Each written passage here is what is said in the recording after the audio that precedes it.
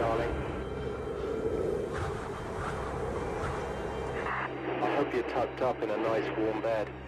High on Everest, in the death zone, with little hope of rescue, a climber contacts his wife. We're looking forward to looking after you when you get home. Because they will find you. Try not to worry too much.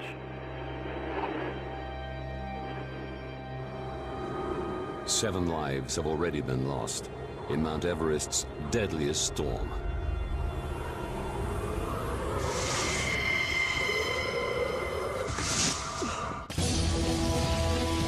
Disasters don't just happen. They're triggered by a chain of critical events. Unravel the clues and count down those final seconds from disaster. Nepal, Mount Everest, May the 9th, 1996. 10:15 p.m.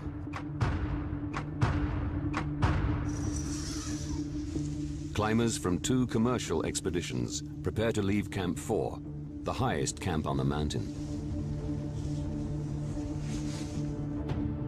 The teams have spent 4 weeks ascending from Everest Base Camp. From Camp 4, they will launch their final assault on the 8,850-meter peak. Neil Beidelman is a guide for the commercial climbing company Mountain Madness. I stuck my head outside the tent, and it was very cold, but it was clear and the winds were calm. Just before midnight, we put our crampons on, and I helped our clients get ready.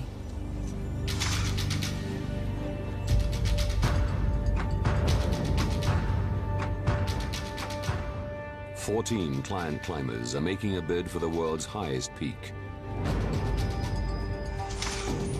Led by 6 professional guides. Lou Kashishki is a client with another company, Adventure Consultants. All of your mental and physical strength is focused on your next step. Nothing else matters. It doesn't matter that you're dehydrated. It doesn't matter that you're malnourished. It doesn't matter that you're starved for oxygen. Sheer will is taking you to the summit.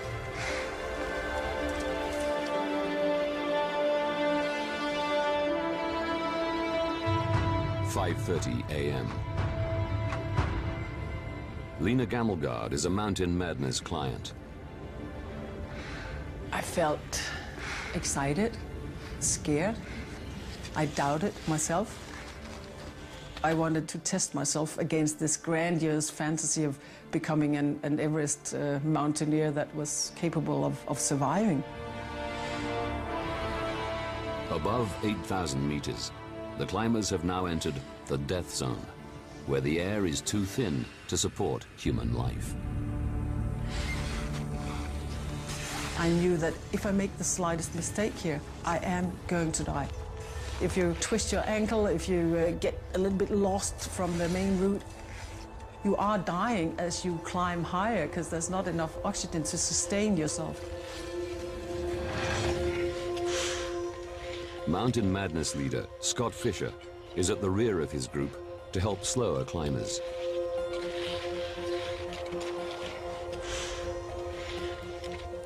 Adventure Consultants leader Rob Hall adopts the same role for his team. Bob had climbed Everest 7 times before. He was an expert, and we were engaging him for his leadership. For the lead climbers, the ascent begins to get more technical.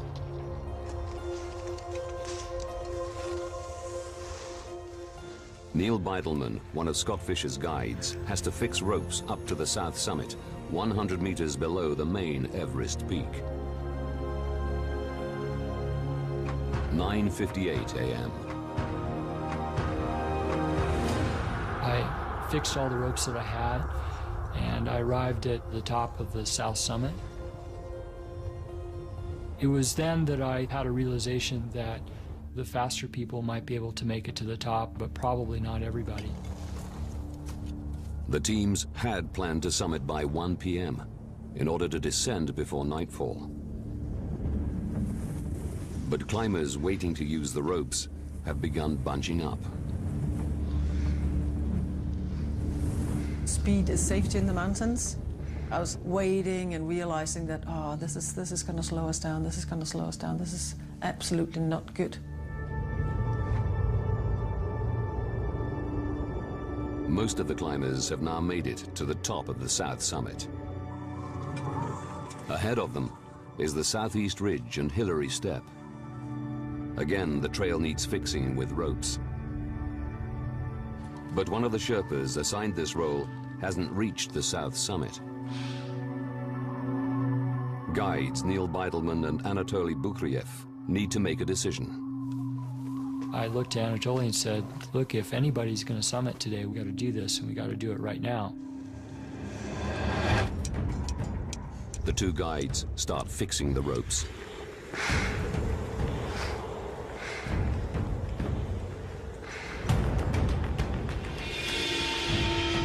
The leading client climbers traverse the Southeast Ridge.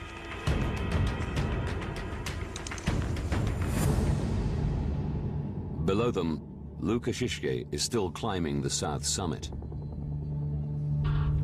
He knows the team are behind schedule. I had promised my wife, Sandy, one attempt only on Everest. This was it, and to come back home. Looking up, I see the people moving ahead. The only voice within me at that point was, they're going, I'm going. And I continued to move up.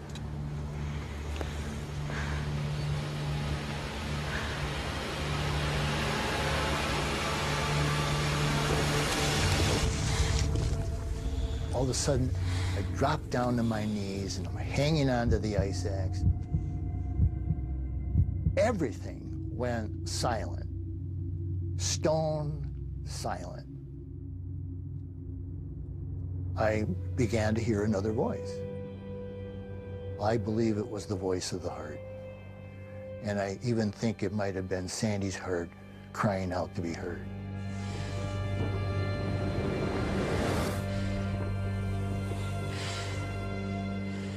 I looked up at the top because I wanted to visualize me standing on top of Everest.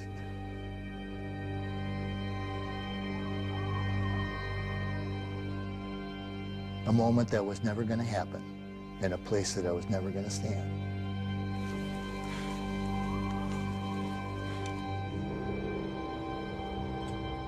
Lukashishke turns around and heads back to Camp 4. Above, Beidelman and Bukriev reach the notorious Hillary Step, the only remaining obstacle between them and the summit. It's another section that needs roping. Bukriev sets off first. He climbed to the top of the Hillary Step using some of the old ropes that were there and an ice axe. Climbers wait to ascend. The Hillary Step was a bottleneck. I was aware that we're so many people on the mountain, it is slowing us down.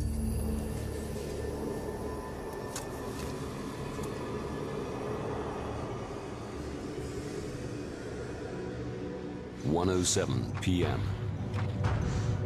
Above the Hillary Step, Bukriev makes the short climb to the top of Everest. When I arrived on the top, we congratulated each other.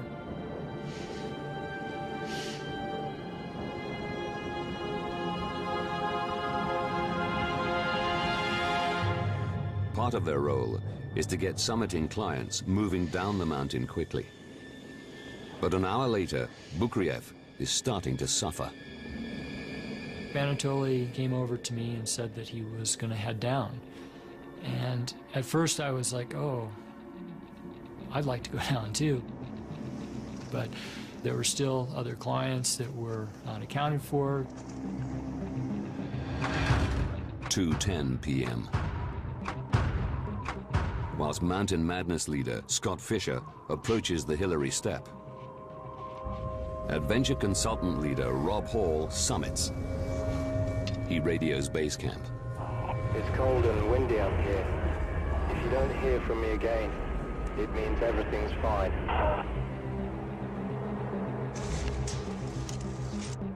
.30 p.m. All the Mountain Madness clients reach the summit. But there's no sign of their leader, Scott Fisher. Neil Beidelman is now in sole charge of the group. Nobody was going to just touch the top and turn around in a minute. I just couldn't get people up fast enough to head back down. The Mountain Madness team begin their descent. At the Hillary Step, the group come across their expedition leader, Scott Fisher. He's still ascending. I was a little miffed when I passed him that he was so far behind. I really expected him to be with the team. The descending Mountain Madness group make their way down the upper sections of the mountain to reach the south summit.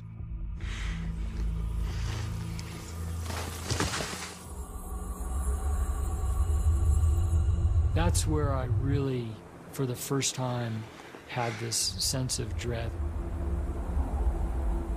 Beidelman notices a marked change in the weather conditions below. I knew that we would be walking into, at minimum, a good squall. 16 hours into the climb, oxygen supplies are running low. Then, at the bottom of the south summit, one of the clients, Sandy Hill Pittman, collapses.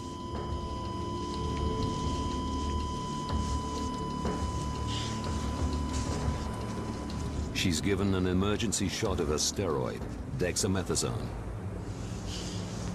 And I go over there and Sandy can barely talk. She's just kind of gurgling into her mask. And I looked at her tank and she had a little bit of oxygen left, but it was getting near the end. I have to give all of my effort to get Sandy stood up and start to drag her off the mountain, otherwise she's dead. There's no question about that.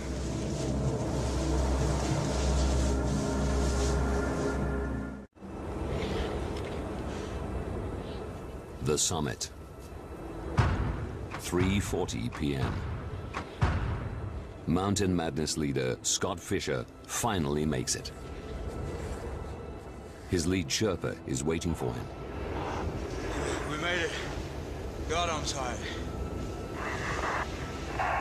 Get down the mountain, Scott.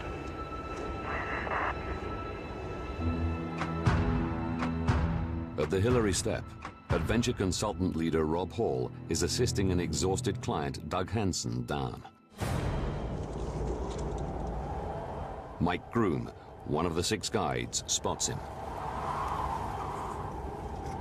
I look up to the Hillary Step, and I remember doing this to Rob, and he responded. So I thought, okay, everything's okay.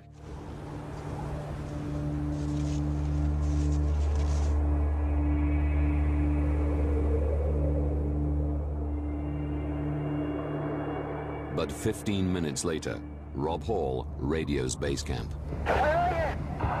We've run out of oxygen. I'm with Doug and he's collapsed above the Hillary Step. We need oxygen to be brought up from the south summit. 800 meters above, Rob Hall is with Doug Hansen, descending the Hillary Step.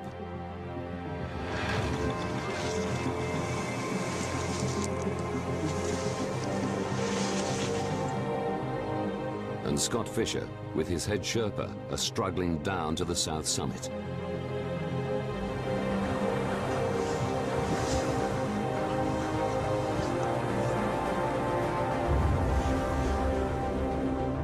Below them, Mike Groom and Neil Beidelman are approaching the South Col when the storm finally strikes.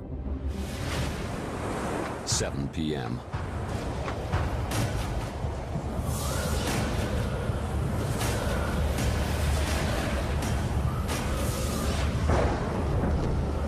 Winds are blowing fiercely. There's thunder and lightning in the sky now. It just, you know, they were almost instantaneous. It just like knocked you back. We're now really getting hammered by the wind, and because of darkness and wind-driven snow and ice, we've lost all sense of direction, all visibility. Lena Gammelgard is with them. Everybody had run out of oxygen at this point, and that's just like pulling the plug from the electricity. People are collapsing. None of us are capable of carrying those that have collapsed. Don't wander off! Keep following me! On both sides of the South Col are two very steep precipices, and I just had this feeling, almost a premonition, that if we didn't just stop and regroup, that we were going to walk right off the edge. 10 p.m. The 11 climbers form a huddle. You sort of huddle together to keep each other as warm and protected as possible, and beat each other to help keep each other awake. That was pure survival. Keep moving your arms and legs! I don't want to die! I had to fight against the weight of just wanting to go to sleep and not wake up again.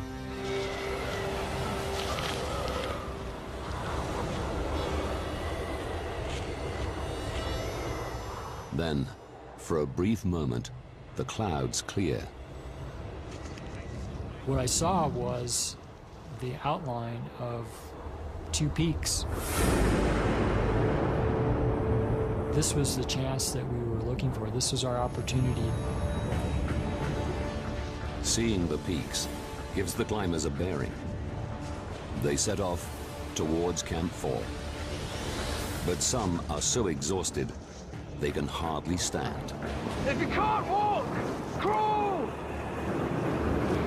The guides decide to leave those that can't move behind.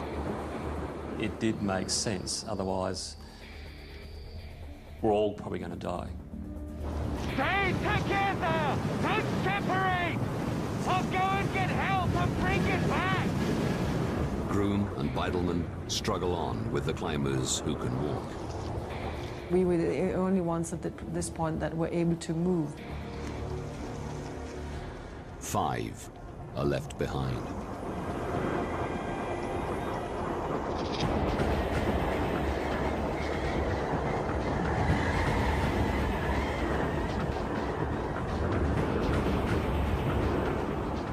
We walked directly into where the camp was.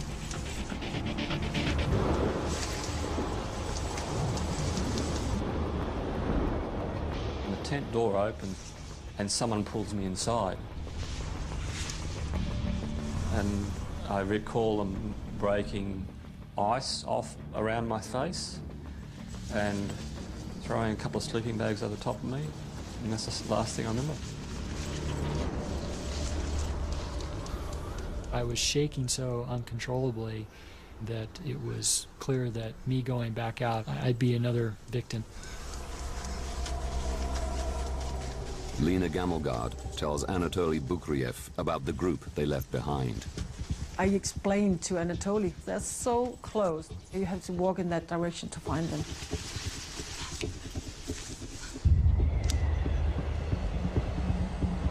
Bukriev heads off alone into the storm.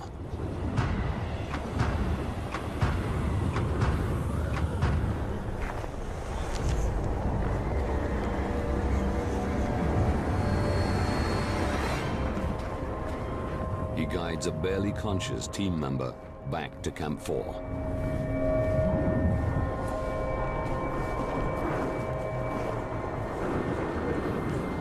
There was nobody except Anatoly who were capable of moving to help anybody up there. 3 a.m. Bukriev leads 2 more climbers to the camp. But he doesn't have the strength to rescue the remaining 2 clients.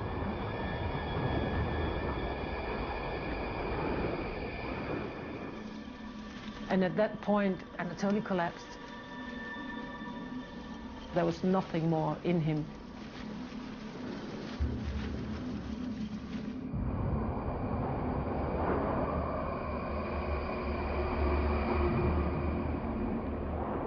Six climbers from the 2 teams, including leaders Rob Hall and Scott Fisher, are still out on the mountain. They've been out there for over 24 hours.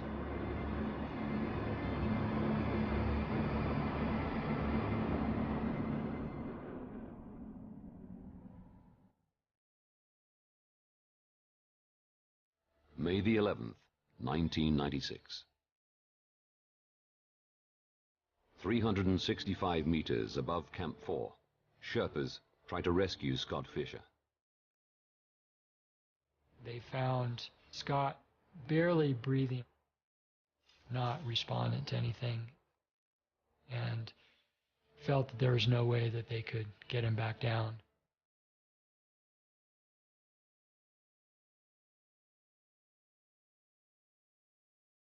Sherpas attempt to reach Rob Hall on the south summit, but they are forced to turn back 213 meters below his position due to worsening weather. He's still alive, but frostbitten and unable to descend. Base camp patch Rob Hall's radio through to his pregnant wife at home in New Zealand. Hey, darling. I hope you're tucked up in a nice warm bed.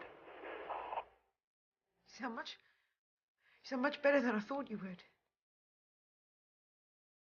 How are your feet? I haven't taken my boots off to check, but I think I may have a bit of frostbite. We're looking forward to looking after you when you get home. Because they will find you. Try not to worry too much.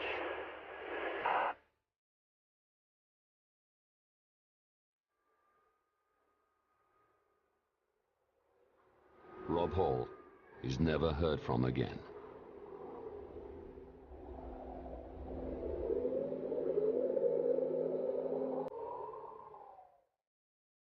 The storm that struck Mount Everest on May the 10th, 1996, claimed 8 lives. Adventure Consultants client Doug Hansen and guide Andy Harris died above the south summit. From the same team, Japanese climber Yasuko Namba died at the site of the huddle. Despite spending the entire night of the storm exposed on the South Col, client Beck Weathers survived. But he suffered severe frostbite that would cost him his right hand and nose.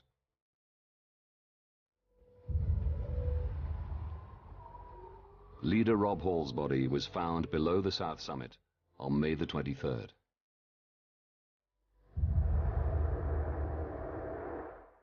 Scott Fisher, Mountain Madness team leader, finally died alone just above the South Col. 3 climbers from an expedition on the North Face also died that night. It was the worst single disaster in Mount Everest's history. As news of the tragedy traveled around the world, people wanted to know how so many climbers could die in a single day. Now, by rewinding the events and examining the evidence, we reveal why disaster was inevitable and how 2 leaders as experienced and able as Rob Hall and Scott Fisher could end up in such a death trap.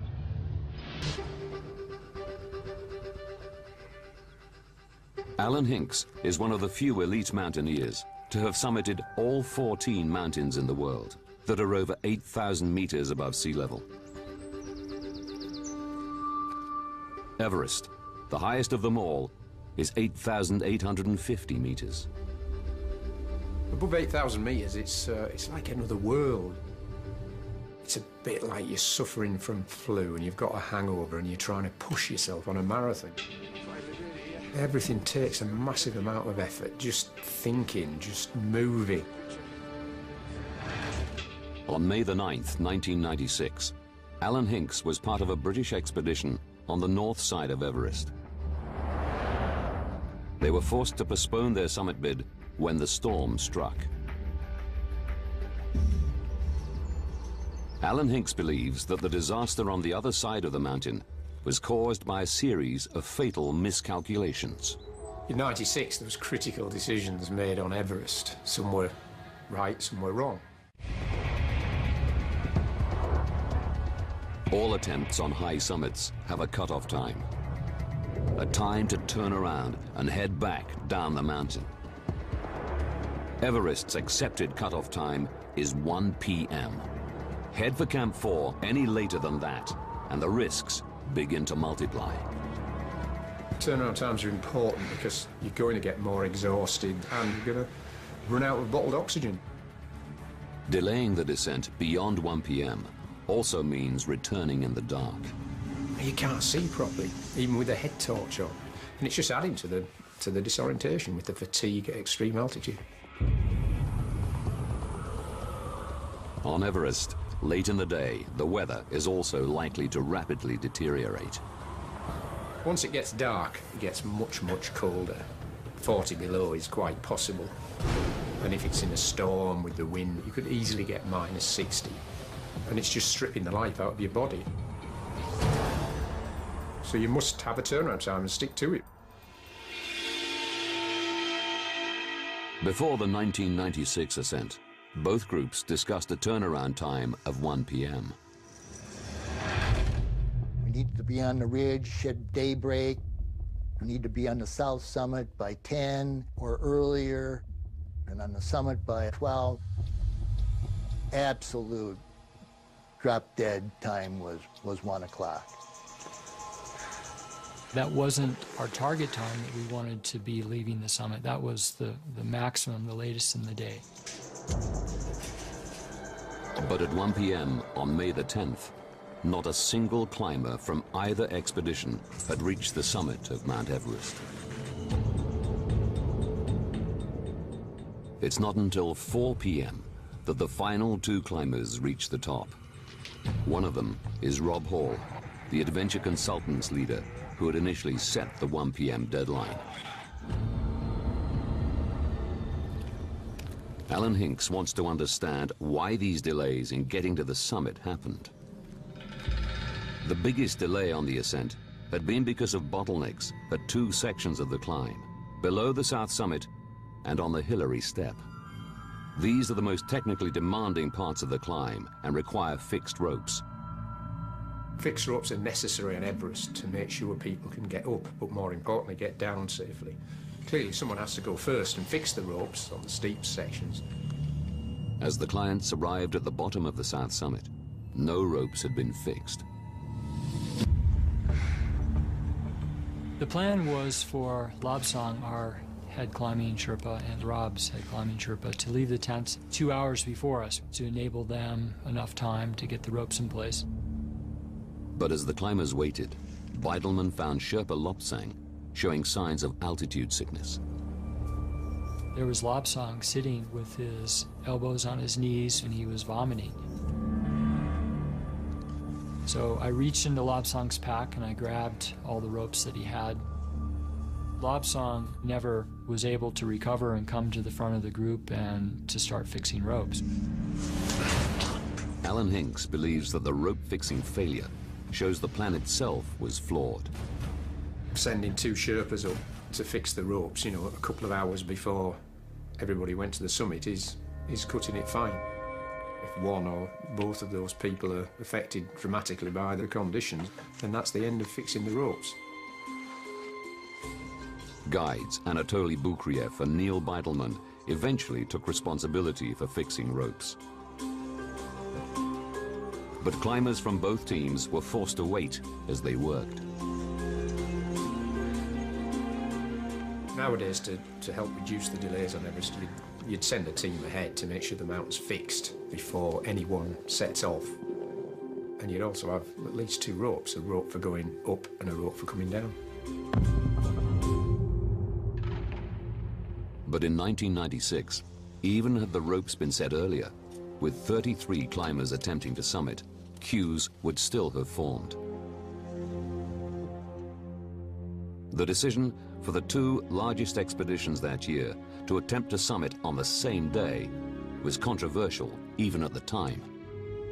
The rationale that was put forward was that the mountain hadn't been climbed that year. There was very deep snow. By combining forces, we'd have more Sherpa and guide support. At one point, Rob said that, well, there would be some strength in numbers, but that didn't make any sense because more numbers means more complexity means more things can go wrong. 2 teams joining forces not only added to the delays, it also altered the stakes for both leaders. Although good friends, the 2 expedition leaders were in competition in the new game of commercial expeditions on Everest. There probably would have been a bit of pressure, rivalry between the 2 expeditions. I mean, that's only human nature. Adventure Consultants was set up by Rob Hall in 1992. The company pioneered the commercial expedition model, where professional climbers get paying clients up the mountain. Want of a better word, Rob was the market leader on Everest. Everybody respected him. Scott Fischer was the new kid on the block, a charismatic, charming leader with movie-star looks. 1996 was his first commercial attempt on Everest. Scott was always struggling for finances, so he was always thinking ahead and always thinking about what's going to create the funding for the next expedition. Both leaders knew success in this expedition would result in more clients the following season. And on May the 10th, most of Scott Fischer's clients made the summit before Rob Hall's. It's a situation that may have persuaded Hall to carry on climbing with his clients past the turnaround time. Rob was looking at all of the Fischer expedition members going to the summit. There's no question in my mind that that was an influencing force, watching them go. The responsibility for turning the clients around ultimately rested with Scott Fischer and Rob Hall. So why did such experienced climbers fail to make the important decisions that might have saved lives? One possible answer can be found in the deadly effects of high altitude. Dr. Jeremy Windsor has devoted his professional life to the study of the effects of altitude on the human body and mind. In 2007, he was part of a research expedition to the summit of Everest, conducting groundbreaking experiments in the death zone. Everything that you encounter at 8,000 meters seems to be going against you. The oxygen is incredibly thin. There's just a third of the oxygen available at 8,000 meters than what you'd find at sea level. This is a place where the human body isn't designed to survive. Climbers suffer a rapid deterioration of bodily functions, a condition known as hypoxia. Retinas can hemorrhage. The heart rate increases, and arteries constrict. It also seriously impairs mental function. Whether it's your short-term or long-term memory, your concentration span, your ability to arrange shapes or to list numbers or spell words, any simple neurological test, they all come out as being impaired at altitude. They're just flickers of thoughts, half-finished words and vague ideas just floating through your mind. In the death zone, the decision-making capacity of all the climbers would have been severely diminished. But reports from the mountain suggest that Scott Fisher was suffering more than most. Scott was definitely not the Scott that I knew on that particular day. Throughout May the 10th, he'd repeatedly said he was sick and exhausted and was seen stumbling. This could be evidence that Scott was suffering from something more serious than hypoxia: high-altitude cerebral edema, or HACE.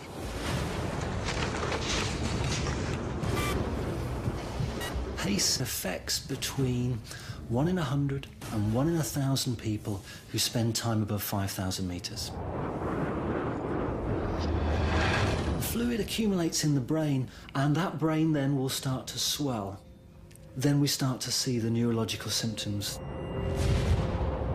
It's a poor sense of coordination and an imbalance of movement. This can deteriorate into a loss of consciousness, and eventually it can prove fatal. Scott Fisher was found with his thermal suit unzipped, and his head Sherpa, Lobsang, reported that he'd been talking irrationally. He wanted to untie from his harness and jump off the ridge or some such thing. I mean, things that normal climbers don't say. So perhaps this is an indication that he had HACE. He also requested a helicopter rescue, despite knowing that because of the thin air, no helicopter had ever landed higher than base camp. For a man of his skills and talents, to ask for a helicopter rescue clearly reflects that he was in a terrible state in those last few hours when he was with Lobsang.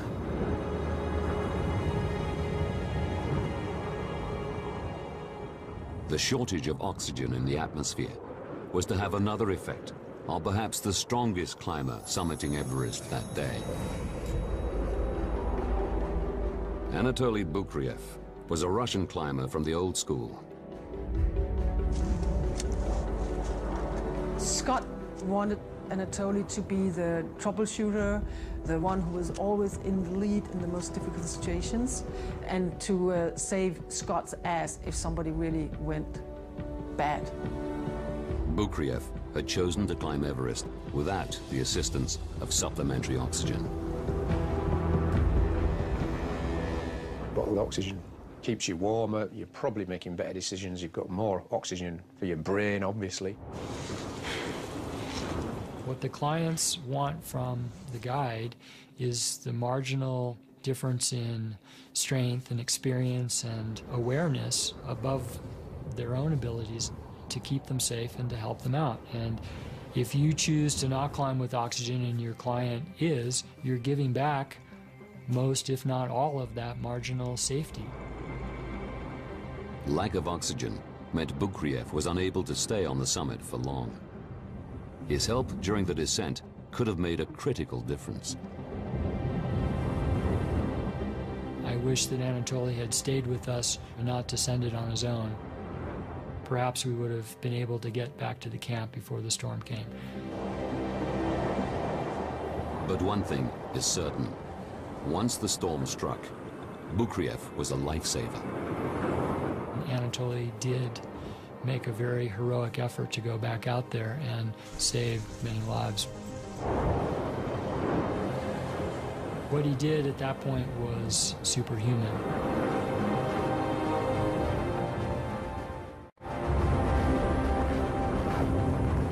One of the most important messages that's come out of the disaster in '96 is that guides and Sherpas on the mountain must be wearing supplemental oxygen. Today, oxygen is compulsory for guides on Everest. Now, It's possible to rewind the events of that fatal day to reveal how so many experienced climbers lost their lives on Everest. May the 9th, 1996. 19 hours to disaster. 2 expeditions set off from Camp 4. 33 climbers are attempting to summit. 7 hours to disaster. They reach the south summit. The expected fixed ropes are not there. A bottleneck forms. 6 hours to disaster. The first climber summits. He descends an hour after the turnaround time. 3 hours to disaster. Leader Scott Fisher arrives at the summit after the rest of his group. 2 hours to disaster. Scott Fisher falls ill. Rob Hall struggles with an unconscious climber. Seconds to disaster. 11 climbers, just meters from Camp 4, are hit by a deadly storm. At this point, for some, there is no hope. Despite all the errors and miscalculations, it's possible that many of the climbers would have survived the night if it hadn't been for the severity of the storm that struck during their descent. Gusts of up to 80 miles an hour ripped into the mountainside. Temperatures plunged to -40. But there was another, lesser-known effect of the changing conditions. In the storm of '96, the barometric pressure fell. As a result, the amount of oxygen in the atmosphere fell.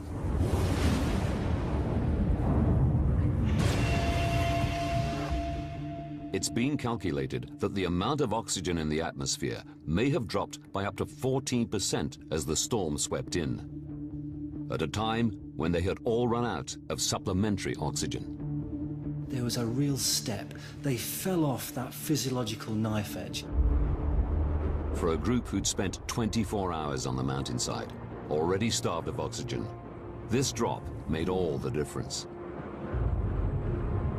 It's that very knife edge that makes climbing Everest such a deadly undertaking. A successful summit bid is dependent not only on careful planning. Whenever you climb Everest, you need that perfect weather window. You need everything in your favor. You need the wind speeds to be low, the air temperatures to be warm, and the sky to be clear. Mountain Madness believes that the guiding industry is made up of a community of like-minded individuals that work cooperatively on the mountains. In this instance, it could be argued that competitiveness between guiding companies may have led to mistakes. But it was ultimately Mother Nature that ruled the day. Today, weather forecasts are more accurate. The hardest sections are roped well ahead of time. Important decisions are made at base camp rather than at altitude. And guides must use oxygen. But dangers remain. I think there's kind of a misconception of that if we really analyze everything into the slightest detail, then people will stop dying on Everest. Dream on. It's never going to be risk-free, climbing Everest. If you want to be safe, don't climb mountains. Don't go in the first place.